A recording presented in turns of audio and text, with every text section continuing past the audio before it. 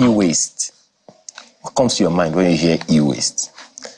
It's not remnants of computers. Oh, really? That's what comes to my mind. Yeah, because some people will say e-waste. When you say e-waste, email, you know, it's... Say it well, e-waste.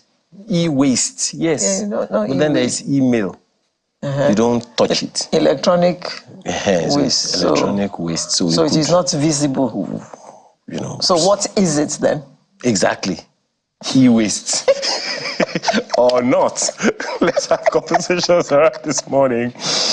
Okay, so some people call it electrical and electronic equipment, which are including information and communication technologies, offer great opportunities for the world's development, guarantees high living standards and safety, and satisfies several needs. However, end-of-life equipment such as phones, laptops, sensors, televisions, washing machines, air conditioners, fridges, and many others pose considerable risks on human health and on the environment, especially if treated inadequately. Environment again. That's why I said it's on the periphery the other time. You know, some people don't even know that most phones weren't made to, our guests will tell me. Some believe that most phones aren't made to last longer than 2 years.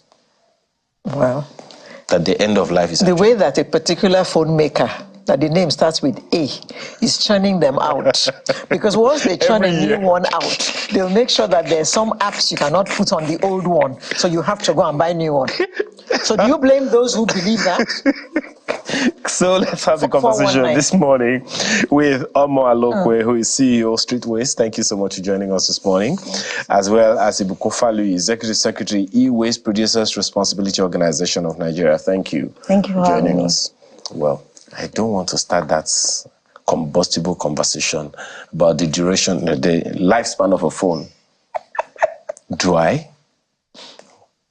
They don't want me to go there. Okay. So, okay, but what is the... You can whisper, What's the lifespan of a phone? Don't know so much about that. I only know about the waste part. So let's focus on that. It becomes a waste, doesn't it, when you have to discard? Absolutely. So it's part of the waste. Well, I think you want...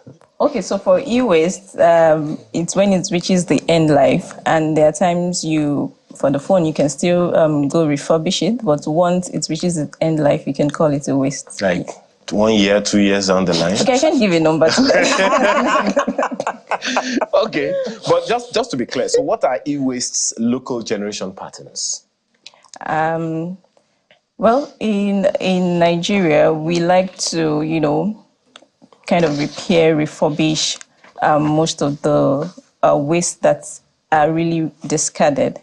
So we have lots of phones, and Nigeria is quite developing with a lot of electronic equipment coming up. And most times, if they get to their end life, we are able to discard them. Do we really discard them? Anyway. Ibuku, we see a lot of carcasses of air conditioners and washing machines. Have all the things that can destroy our health and the environment been removed from all those carcasses?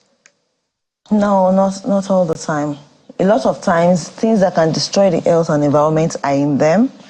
And part of the reason why we have set up, why Apron was set up is because of those kind of issues. Because one, a lot of people are not even aware that a lot of things that can harm the environment and human health are in there. And so they go about handling it in very horrible manners, in a way that will really make us exposed to the hazard of those items that are hazardous in them. So it's now important to transition from that approach to something better, where at the end of life, we handle it in a way that will not harm the environment and the humans. Do we have legislation around e-waste in the country? Yes. Yes, we do. Yes, we do. Okay, so what are these? What does it say? So, okay, go ahead. You want to go? No, you can go ahead.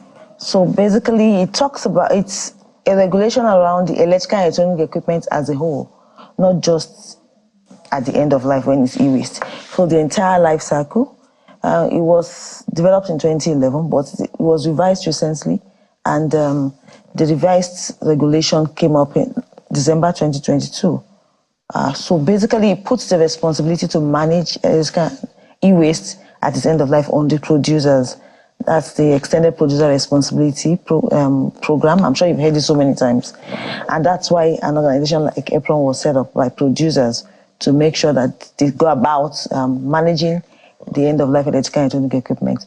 But it also puts the responsibility, it talks about the shared responsibility for everybody in terms of the consumers, the collectors, what they will do, the recyclers, and what have you. So for one, it stops informal recycling activities and says only recyclers with accredited centers should carry out recycling. And then all those informal people can just hold on to collection and then collect from consumers. It also makes consumers responsible for not putting e-waste with municipal solid waste and taking it back to collection centers. Yeah, that's a whole conversation that I'm not sure many people are aware of. Do you think? Yes, not many people are aware of that, and that's why we have EPRON, which are the PRO for the extended producer responsibility, like she just rightly said. And we at StreetWise Company, we are accredited collectors, and so we create awareness within our local community regarding this e-waste to make them understand why they need to actually sort this out and not put it together with the general waste. Also, so if I see the carcass of a washing machine sitting somewhere, I can give you a call. Someone pick it up. yes, you can. Oh, so okay. when some people are still using e-waste right now, it's still very active in the house. Yes or yes? If it's being used, then it's not e-waste. It's not Then waste. e-waste. It doesn't reach its end life. Oh, you think so? That's it. You know so. It's already reached the end life, but we are refurbishing. You talked about refurbishing. Yes, so it's part of By that I'm asking, when does it become a hazard? Okay, so when it's at the point of disposal. So at that point of disposal, you need to dispose your e-waste. Then you have to think how you have to properly dispose it. So you don't put it together with all the general waste, and then it becomes an hazard because of the handling. Okay. We have to dispose of it properly. Which is the proper way of disposing of our electronics and things like that? Yes, so that's why it's right now, there's the regulation with EPRON that it needs to be recycled. And we have accredited... But I can't recycle it. So what do I do with this? For instance, I have an air conditioner that I want to get rid of. What do I do with it? Yes, you reach out to collectors like us that would come collect them at your doorstep. Okay, and how do we locate collectors? Okay, on the EPRON's website, we have a number of collectors, accredited collectors on their website. Because you people, we can't see you on the streets.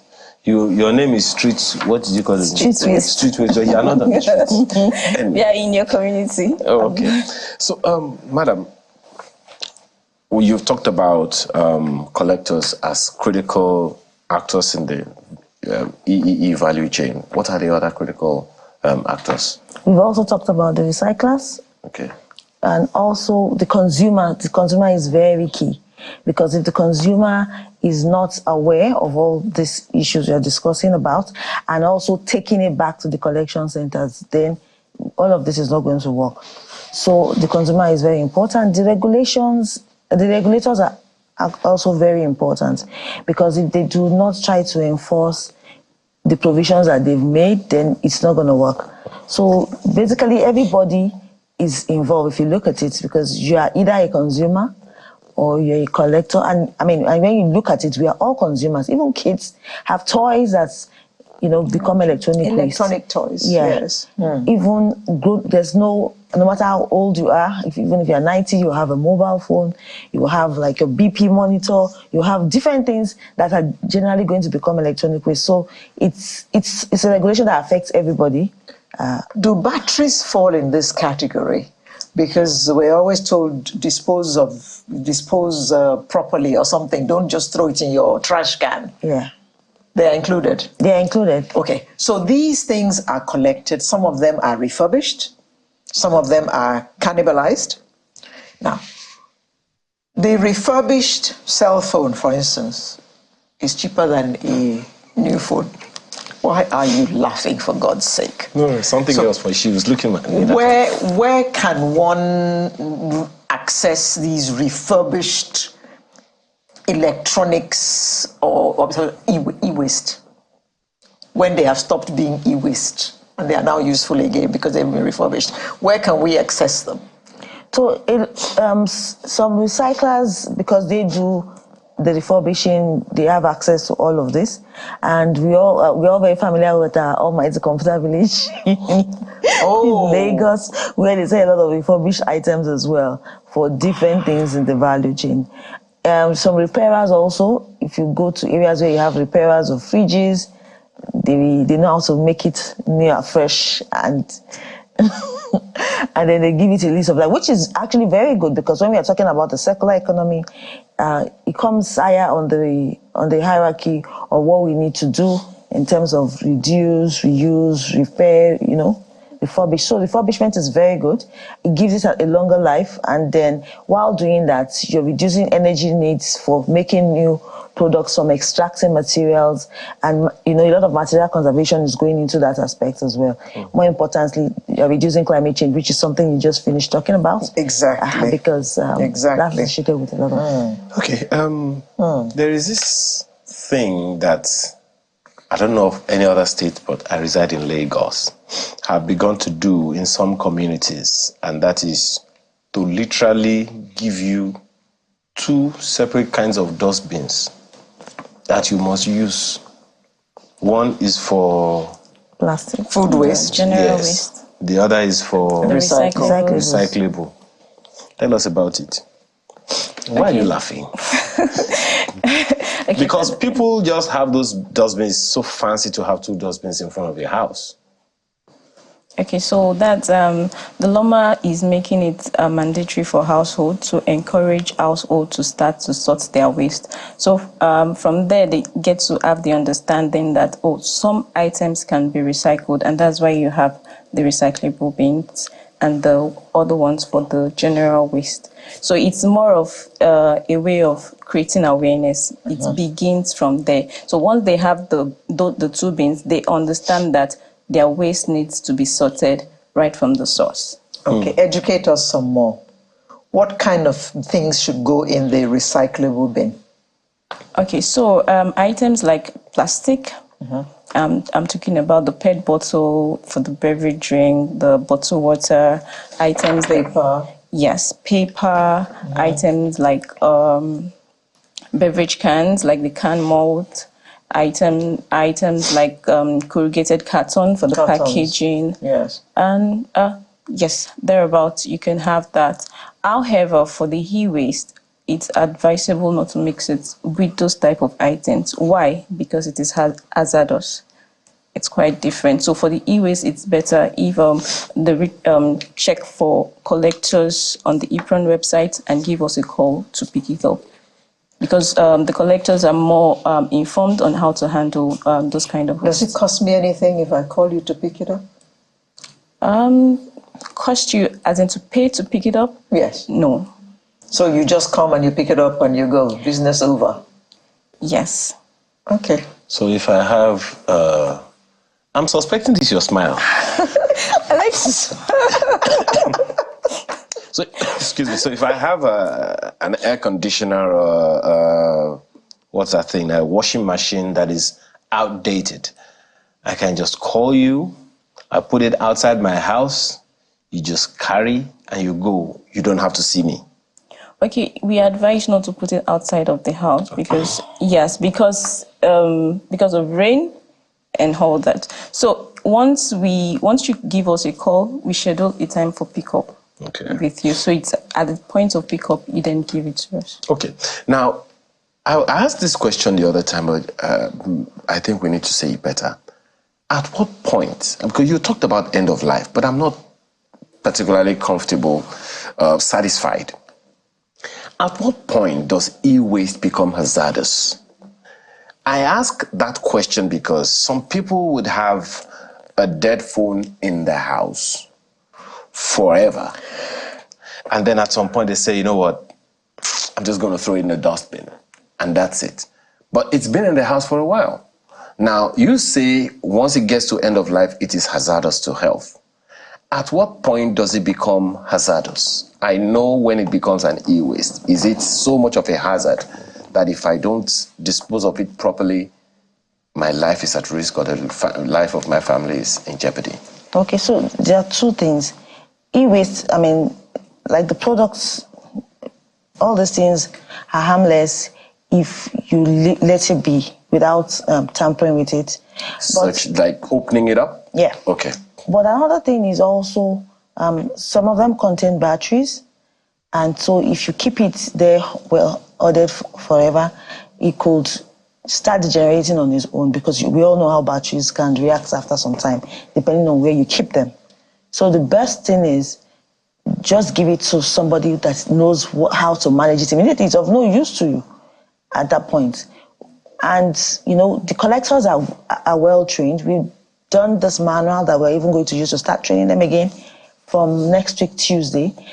And especially on things like data protection, because when you see a lot of people don't want to give up this e-waste because they feel, oh, there's a lot of data in my phone. I don't know what they can do with it.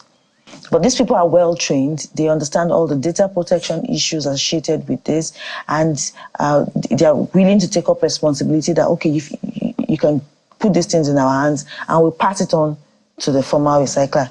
So what can make it hazardous is if you put it into the hands of people that will misuse it, because they want to take the valuable parts and then they throw the other parts off, which is because they'll just pick what they need. Usually what they need is a panel. And then they just throw the batteries away, they throw the plastics away. And those are where the real issues are. The batteries contain lead, sometimes lithium ion, and those are very hazardous to the environment. Some other times, then the plastics are flame retardants, but brominated flame retardants impregnated with them. And so those are endocrine depleting substances that once they go into the environment, they cause a lot of harm, and you can't contain them. They don't stay where they keep traveling, you know, and they settle in the fatty tissues of human body, causing a lot of harm. So those are the kind of issues that can be associated with them. And I've also mentioned, if you put them in the house, I'm sure that there are sometimes you've put something with batteries and then you go back, you see it's already sipping. There's water coming up from the batteries and all of those things. So it has no business being in your house once it's no longer functional. Just give it up to people that can either give it a good life, because it's materials, like you've said. If it can be refurbished, it's good for the circular economy. If it can be recycled, it's also good for the circular economy, and it's good for the environment, and a lot of jobs are being created in that space for people. Now, do you pay to collect any kind of waste? Is there any category of waste that you pay to collect? Maybe like a car. Just saying, come on. Okay, so at StreetWise, we are more focused on recyclables. So we don't collect the general waste, but for the general waste, yes, household pays to collect them. I'm talking about e-waste now. For the Is there any e-waste category? Because instead of just calling you to come and pick up my inverter batteries, for instance, I'll call the inverter guy who will pay me money to take it away. Yeah, so there are incentives attached to certain types of... which ones, please? Basically, all of them, the ones that have less of incentives are things like lamps. But even to encourage people to give them up, we're trying to attach some incentives to the process. To what particular items, for instance? Everything has an incentive to it. It's just that the incentive varies according to the product. So if you come to pick up a car now, for instance. We don't do cars. So That's not e-waste. That's what? Waste. So you don't... When they become electric vehicles, when we start using electric vehicles, then it's e-waste. We need to invite... Without the electric, whatever it is that is inside the vehicles already? We need to invite Mustafa Gajibo to come to Lagos and convert our cars to electric cars. So that when the cars now... Can we just humble ourselves and start with CNG? Thank you very much. Okay. Now, madam, I can say that generally, and you may also want to speak to it, the fact that we don't have enough collectors in the city. Would you say we do? Okay, yes and no. So we have collectors. I'll speak for Lagos. So we have collectors in different areas of Lagos. So for the recycling industry, we have we are registered under LOMA, and we have an association whereby we actually know ourselves at different areas. Like for our own collection centers, we have collection centers on the Highland, Fadi Axis, Yaba Axis, Fadi, okay. Yaba, and Ikoyo Balindi Axis. So we cover that areas.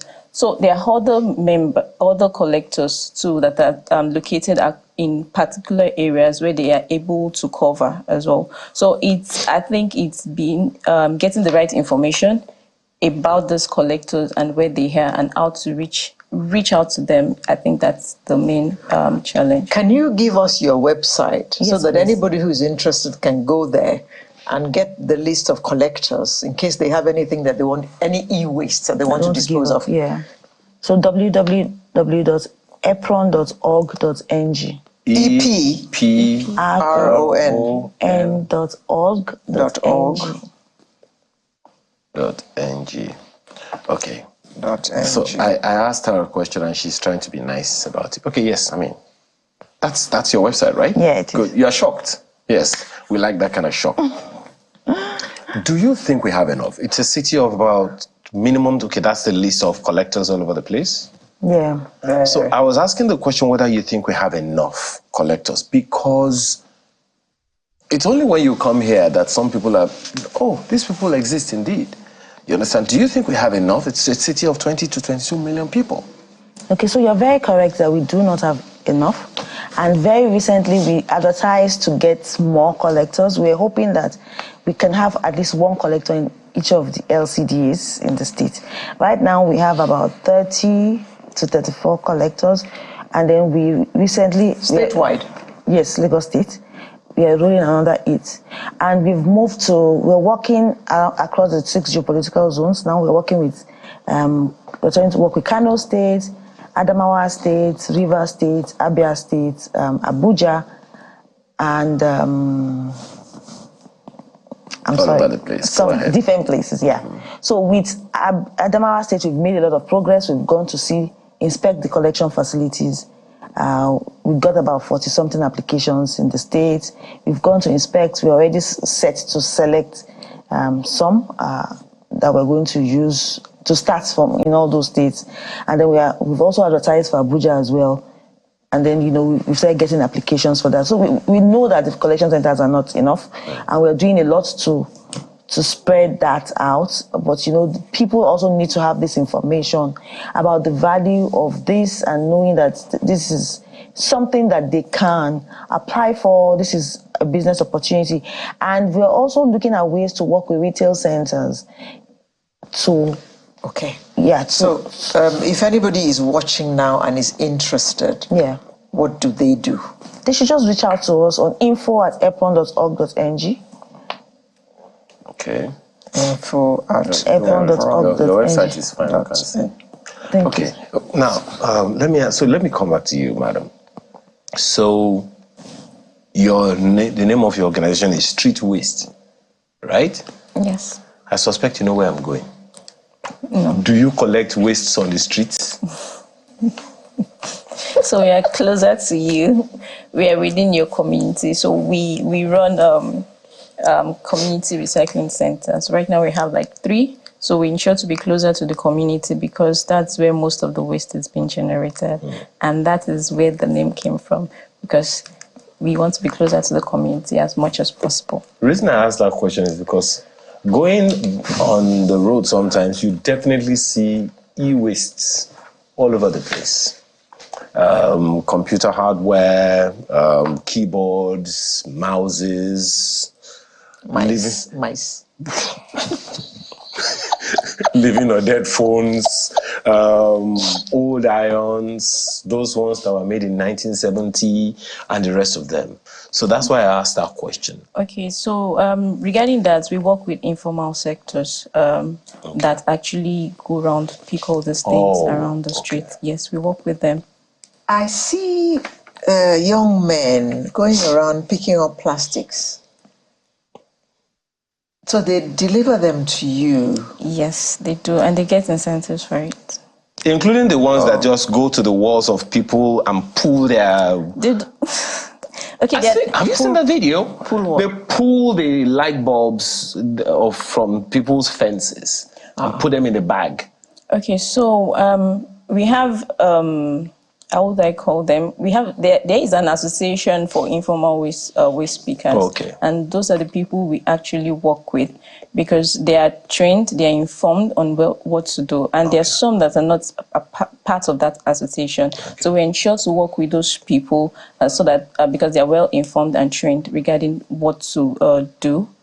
And what to look out for, what to bring. Yes. They also have ID cards, so you know that these are people that can verified. Be authorized collectors. So you can give to them whatever it is. And those people will not go and pick up anything that they've not been given because they understand what the code of practice for the business is. I think maybe you should actually have a police to your own e-waste police. So if you're interested in being an e-waste collector, you can reach out to EPRON via info@epron.org. And if you want more information about EPRON, www.epron.org.ng. That org is O-R-G, by the way. Now, you for those who are wondering, what importance does this new smart training manual, what does it have? Like I've been mentioning since, it's important that the collectors themselves understand how they should work and the hazards in the different types of e-waste that they are collecting. So if you look at the manual, it helps them to understand where is all this coming from, even from the regulatory point of view. Why is there a regulation for electronic waste in the first place? Why are we bringing regulations about it? They need to understand what are the hazards, and even up to the point of helping them to understand all the conventions that Nigeria has ratified that has to do with it, the Montreal Protocol that talks about ozone depleting substances, the Basel Convention on management of waste. So they get to know all of that. They also get to understand the substances of concern in the different e-wastes, how they should handle them, what kind of receptacles are best for each kind of e-waste that they collect from their consumers. And so they can then even reinforce within their communities, create more awareness about e-waste, and also reinforce to the informal people that they're dealing with that you can't continue with the practice of burning cables, the practice of breaking up e-waste, because you're going to be harming the environment. And then, they just cascade down that training to the people in their space. And then they use it also to benefit. I talked earlier about the data protection. So they get a lot of more information about that. The health and safety of themselves and everybody around them in the process. Even the transportation process for carrying e-waste, because we don't just want you using the same vehicle you use to transport vegetables to transport e-waste. It's not very good. Anyway. We have to thank you very much for being here this morning to educate us. A good number of people are wondering, okay, so now I have e-waste. I didn't even know I did. Thank you so much for your time this morning. Ibukun Falui is the Executive Secretary, E-Waste Producers Responsibility Organization of Nigeria, EPRON, as well as Omo Alokwe, CEO, StreetWise. Thank you for your time today. Thank you so much for having us. Okay. Well, you have been told that if you keep e-waste in the house, it could actually be stemming towards committing suicide. So there is waste and there is e-waste. There is e-waste. It's not email. E-waste. And there's a special way of disposing of your e-waste. If you have any e-waste, please feel free to contact the collectors. They will pick it up. They are not tax collectors, by the way, just so you know. Just e-waste pickup people. Collect your e-waste and do the needful with it. We'll be right back.